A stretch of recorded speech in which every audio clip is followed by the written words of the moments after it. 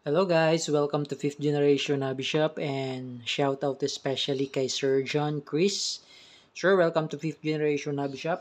Ito na po ang inyong unit, WE 5.1 Type R. WE brand, ito po yung kanyang box. Buksan na natin.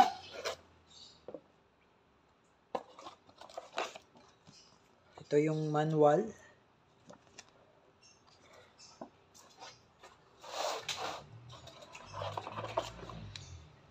Ito naman yung magazine, 30 rounder.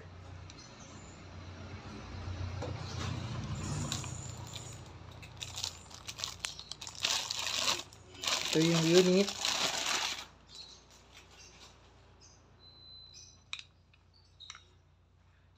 Ayan. So, this is semi-automatic pistol.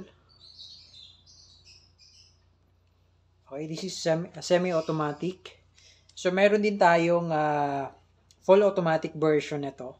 Pero ang order ni Sir John Chris ay semi-automatic lang. Okay? So, this is ambidextrous manual safety, functioning beaver tail safety, extended, then skeletonized hammer, skeletonized trigger, Picatinny rail, threaded barrel, adjustable yung sight, rear sight, elevation, adjustable din yung windage, and markings, 45 is. Okay. So, pwede kayo dito maglagay ng flashlight if you want. So, i-check natin yung manual safety. And ambidextrous siya. Ambidextrous na siya. Okay, working. Okay, working siya. So, kagandahan ng ambidextrous, halimbawa Sir John Chris, kayo ay left-handed, kaliwete kayo, ma-access mo pa rin yung manual safety. Kabilaan po kasi siya. So, yan po yung tinatawag na ambidextrous. Yung hindi ambidextrous na model, dito lang yun sa side na to. Okay, dito lang yun sa side na to. Okay. Yan. Ngayon, yun pala, no? Ipakita ko lang sa inyo na gumagana yung safety, no? So, kailangan nakakasa or kailangan bababa mo tong hammer bago mo siya ma-safe. Yan. Kasi pag naka-rest yung hammer, hindi mo siya masi-safe. Yan. Hindi mo siya masi-safe. Okay, so kailangan nakakasa. Then, bago mo siya ma-safe.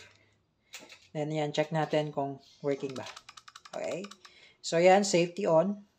Hindi mo siya makakalabit.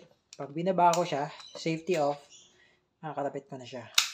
Okay. Ngayon, yung another safety features niya, itong beaver tail. Yan, ganda ng design ng beaver tail niya. Extended na siya. Kaya kung mapapansin nyo, mas mahaba. Okay? Extended na siya. Okay, so itong beaver tail, functional din yan. Ngayon, pag kinasak ko, take note, nakababa yung manual safety. So, pwede nang pumalo tong hammer. Pero, pag hindi engage yan, kinalabit ko yan, hindi rin yan gagana. Okay, so make sure na ito, engage. Kailangan mo tong madiinan bago siya gagana. Okay, so pag ginawakan mo naman kasi yung grip niyan, sir, automatic yan, didiinan mo yung grip. Ayan. Ayan, siya gagana siya. Okay, so functional po yan. Okay.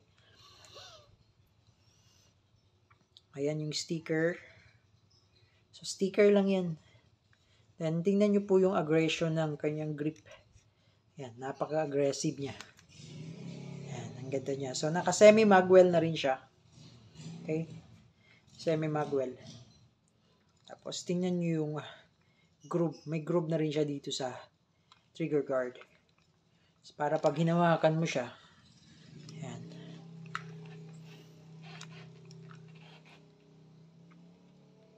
Okay, 2011 markings. So, ayan. So, this is 30 rounder. 30 rounder capacity magazine to. So, kahit hindi mo na siya punuin, sir, much better kung hindi mo pupunuin yung magazine para yung tawag dito, yung spring, katagalan the long run. Kasi pag lagi puno yan, so syempre, pag lagi puno yung magazine mo, yung spring mo lagi nakababa. Eh lalo na pagbabad, tapos i-stack mo siya na may bala.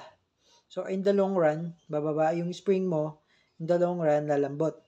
Okay, so pag malambot yung spring mo, mahihirapan na siyang itulak yung bibis pataas. So much better kung kalahati lang yung bibis na ilagay mo dito. So yun lang namang advice namin. Pero kung gusto mong punuin, sir, nasa sa inyo naman po yun. Okay? So ito yung kanyang bulb. Ito yung tinatawag na output bulb. Ito naman yung tinatawag na inlet bulb. So dito po tayo nagkakarga ng gas. So kung gusto niyo siyang take note po, sir, ito minsan lumuluwag to, no? So madali lang po itong tanggalin. So pag tatanggalin mo tong bag base, sundutin mo lang tong lock. Yan.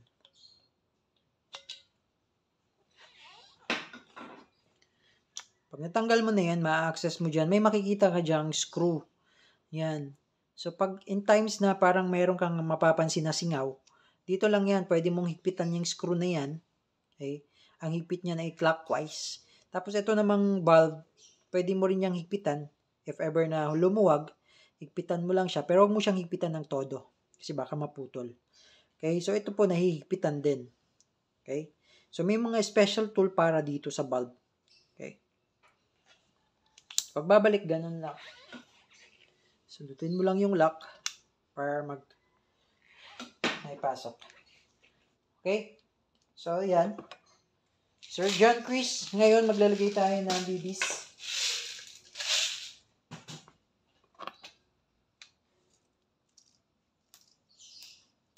So, sa paglalagay naman pala ng bibis, pwede ka rin gumamit ng BB loader.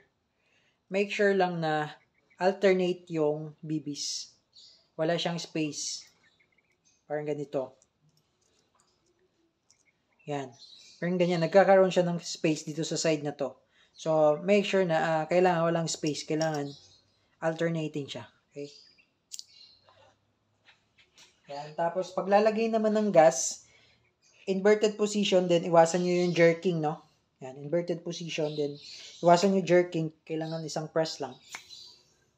1, 2, 3. So, may nagtatanong paano po ba malalaman kung puno na yung magazine.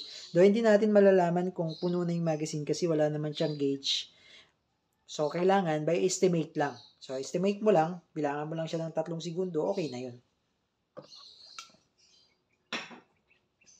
Okay?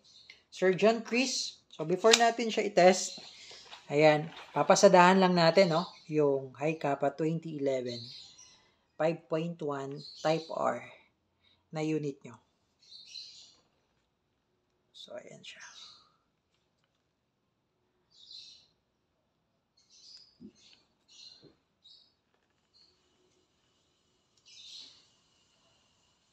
Okay. So, ngayon mag-shoot na tayo.